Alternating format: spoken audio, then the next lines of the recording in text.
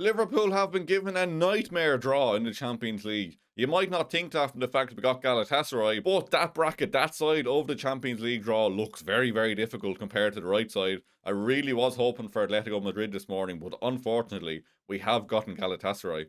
On the face of it, look, a round of 16 tie with Galatasaray is not the end of the world. They are a team that beat us in the league phase, to be fair, but we will be out for revenge. I do back us to win this tie ultimately, but we're looking at PSG or Chelsea in the quarter-final, and then one of Real Madrid, Man City, Atalanta and Bayern Munich in the semi-finals if we do get there. It is worth noting as well, Liverpool will have the second leg at home in this game and in the quarter-final if we do make it, but we will sacrifice that advantage to the other team in the semi-final. So we do have our work cut out if we are to make it to the final in Budapest, but yeah, not an easy draw whatsoever. Anyway, welcome along to this Liverpool News Roundup. My name is Conor. I'm here to talk through the Champions League draw, the Florian Wirtz injury that Arne Slot was speaking about, Jeremy Frimpong's return to training, and a few other bits and pieces as well. So please do hit the subscribe button if we're winning the Champions League. Also hit the subscribe button if we're not winning the Champions League. Just please subscribe. 40% of people who are watching are not subscribed, so please do it. I'm watching you. Hit the subscribe button. Thank you very much. Now, was that so difficult? Anyway, looking through the rest of the draw, I'll quickly run through it all. So we have PSG versus Chelsea, Galatasaray versus Liverpool, Real Madrid versus Man City, Atalanta versus Bayern Munich, Newcastle versus Barcelona, Atletico Madrid versus Spurs, Bodo Glimt versus Sporting, and Bayer Leverkusen versus Arsenal. What are your thoughts on the draw as a whole? I think Arsenal have gotten away very, I don't want to say lucky there, because like obviously they won the Champions League group phase and they deserve a decent draw, but when you think back to us getting PSG in this round last year, and then you see Arsenal's draw here, like their path to the final is Bayer Leverkusen, then they will have the winners of Bodo Glimt versus Sporting CP, and then the winner of Newcastle, Barca, Atletico or Spurs. Like, that's a far more favourable side of the draw, isn't it? Like, if you look at our side, you have PSG, Chelsea, Liverpool, Real Madrid, Man City and Bayern Munich. Only one of them teams can make it to the final, and on Arsenal's side then, they will really fancy their chances to get to at least the semi-finals here. But the saving grace here is Arsenal are bottlers. Of course they are, goes without saying. Arsenal will bottle this somehow. They'll stroll through this round, they'll bitch slap Sporting or Bodo Glimt, whoever they get, and then they'll get knocked out by like Newcastle or someone in the semis. You just know what's going to happen. Or else they'll get to the final, face up against like Bayern Munich or someone and get slapped 8-0. They're just not going to win it. I'm putting that out there. Arsenal are not winning the Champions League, even though they do have a very favourable draw here. They will find some way to mess it up. I am sure of that. On the face of it, you probably would prefer to get Galatasaray over Atletico Madrid, but if you're looking bigger picture and at the brackets, I certainly would have rathered Atletico Madrid, especially given the fact that Man City ends up on the left side of the draw as well. So, not an easy tie against Galatasaray, not an easy draw as a whole as well. So please let me know in the comments, will we get to the Champions League final? Can we win it? And if not, who else do you reckon will win it? Because like I don't think it's going to be Arsenal. So I'm going to put my money on Bayern Munich. If it's not us, Bayern Munich are winning the Champions League. You've heard it here first. Well, probably not first, but you've heard it here. Let's move on to some of the press conference stuff then and some other bits and pieces that came out this morning before the Champions League draw. The big news this morning is that Florian Wirtz will not be available against West Ham. Arne Slot has confirmed that in his press conference this morning, saying, "At this moment of time, I don't know when Flo will be back. Usually when I say that, I do know and I don't want to share it, but this time I honestly don't know." Now, you could see this in two different ways. You could see it as he might be back the next game, but he's just not really one to confirm that just yet. Or it could be a longer term issue. We really don't know. So he missed the last game due to precaution mainly. So you'd hope it's not going to be a long term thing. Really hopeful it's not. It is worrying to hear that out of the manager's mouth. But look, let's not jump to conclusions. Let's not get too far ahead of ourselves. Hopefully he will be back soon. But that is a big, big loss against West Ham because we just lose that creative spark without him. You can really notice when he's not on the pitch. Like, he feels like he is the focal point of our attack at this point. Like, he really is. And we just look so blunt without him. So yeah, again, hopefully not out for too long, but we should be beating West Ham anyway, let's be honest. Some positive injury news. Jeremy Frimpong is back in trainings. We might see him against West Ham. That is going to be a big boost, especially with Florian Wirtz out. Another option on the right, another option at right back as well.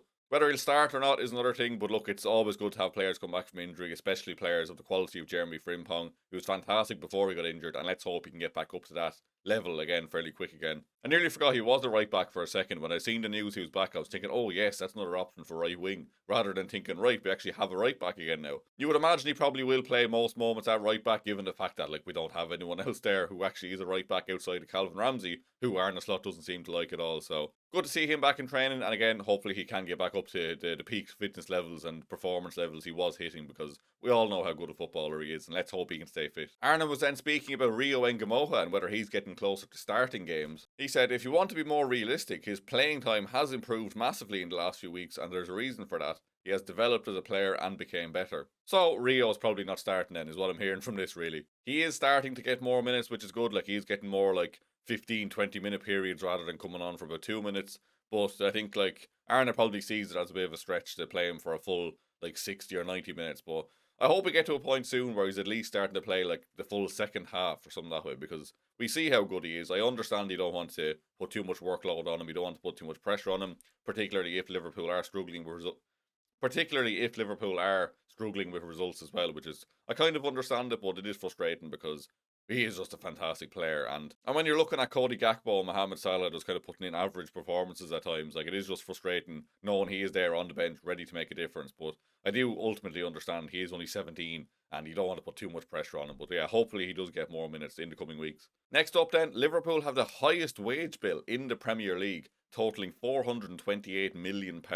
Now, it is worth caveating this will include like the bonuses for winning the league last year, basically. So like, it is higher than it usually would be, but we are always up there. I don't know how exactly, but we are always in the top 1 or 2 in terms of wage bills, and it must just be like loads of bonuses linked to players. Like, what was that a couple of years ago? Like, Bobby Firmino didn't tap in a shot that Sadio Mane took, and everyone was saying like, if he had tapped it in, that was worth, was it 35 or 45,000 pounds to him? Like, these are the kind of bonuses we hand out. So maybe our like default wage bill is quite moderate, but then like when you throw on the bonuses on top, it really does jump up to those levels. But yes, we are the highest in the Premier League now. The league leading wage bill represents a £42 million rise year on year, which can be explained in part by bonuses linked to the club winning the Premier League in the 2024-25 season.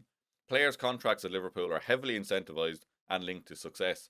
Manchester City's wage bill stands at £408 million, Arsenal's is understood to be 338 million, and Manchester United's is 313. So over £100 million more than Manchester United there, and basically £90 million above Arsenal. Like, that is, it's not an insignificant amount, is it? That is a huge jump. And again, I understand due to the bonuses and stuff, but like, that is a serious amount of wage to be handing out, isn't it? And this was before Mohamed Salah's contract and Virgil van Dijk's new contract. So I can kind of understand the club not wanting to hand out, let's say, 300 grand a week to Mark Gahey when the wage bill is this high already. But it'll be interesting to see in the next couple of years, like when Mohamed Salah, when Virgil van Dijk move on, like how we do restructure this, because you have like Dominic Szoboszlai wanting £300,000 a week or near enough.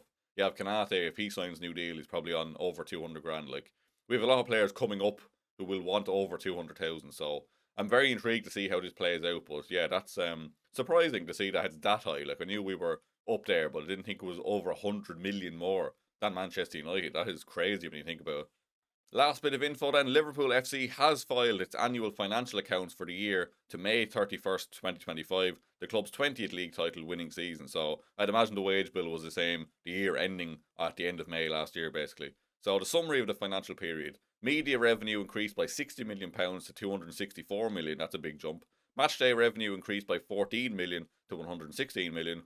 Commercial revenue increased by £15 million to £323. Administrative costs increased by £57 to £657. Staff costs increased by £42 million to £428 million. Overall revenue increased by £89 million to £703 million, and profit after tax was £8 million. So we are in a good spot financially. Like, everything's up. Like, some of the costs are up as well, to be fair, but like the revenue overall has increased by, what was it, £89 million, and we made an after-tax profit of £8 million, which is good.